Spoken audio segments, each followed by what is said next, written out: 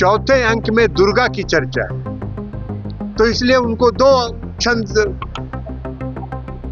गाना है और वो कह रहे हैं कि हम राष्ट्रगीत को नहीं गाएंगे, हम 2 छंद गाएंगे, इसलिए कि तीसरे और चौथे छंद में समाज का एक वर्ग आपसे नाराज हो जाएगा। यही राष्ट्र प्रेम है और इसी राष्ट्र प्रेम के बल पर आप इस देश में शासन करना चाहते हैं।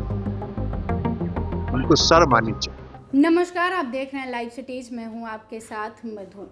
आज़ादी के कई दशकों के बाद दिल्ली के लाल किले पर पहली बार वंदे मातरम गाया गया और इसके बाद आपने लोगों की प्रतिक्रिया भी देखी है, लोग इसकी कितनी सराहना कर रहे हैं।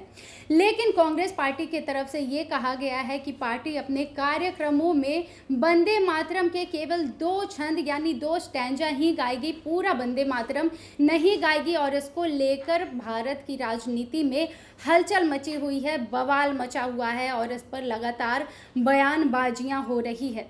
हम आपको सुनवा रहे हैं कि केंद्रीय मंत्री ललन सिंह ने इस पर क्या कुछ कहा है, किस तरह से उन्होंने कांग्रेस पार्टी पर निशाना साधा है और ये बताया है कि आखिर कांग्रेस को इससे दिक्कत क्या है, कांग्रेस पूरा वंदे मातरम क्यों नहीं गाना चाहती है। देखिए, कांग्रेस कार्य समिति ने जो प्रस्ताव पारित किया वो अपने आप यह बताता है कि कांग्रेस पार्टी को राष्ट्र प्रेम से कोई मतलब नहीं, देशभक्ति से कोई मतलब नहीं। उनको समाज के एक खास वर्ग के लोगों को खुश करना और इसलिए इस तरह का फैसला करते हैं। उनके लिए राष्ट्र प्रेम का कोई अर्थ नहीं है। बंकिम दा का जो वंदे मातरम है वो पूरे स्वतंत्रता आंदोलन में सबसे लोकप्रिय गीत था। जो स्वतंत्रता आंदोलन से जो स्वतंत्रता सेनानी थे उनमें अद्भुत ऊर्जा का संचार होता था। उस गाने के माध्यम से प्रेरणा मिलती थी देशभक्ति के लिए। लेकिन उनको आपत्ति है, और आपत्ति क्यों है? इसलिए कि तीसरे छंद में, तीसरे जो वंदे मातरम गीत है उसके तीसरे छंद में यह अंकित है कि भारत मां को शक्ति के रूप में देखा है। चौथे अंक में दुर्गा की चर्चा है, तो इसलिए उनको 2 छंद गाना है और बाकी का छंद तुष्टीकरण की राजनीति का प्रमाण है, एक खास वर्ग के लोगों को खुश करने के लिए। कांग्रेस पार्टी ने यह साबित कर दिया इस फैसले से कि उनको इस देश से, देश प्रेम से कोई मतलब नहीं। इस गीत के कारण देश प्रेम के लिए स्वतंत्रता आंदोलन में जो सबसे ज्यादा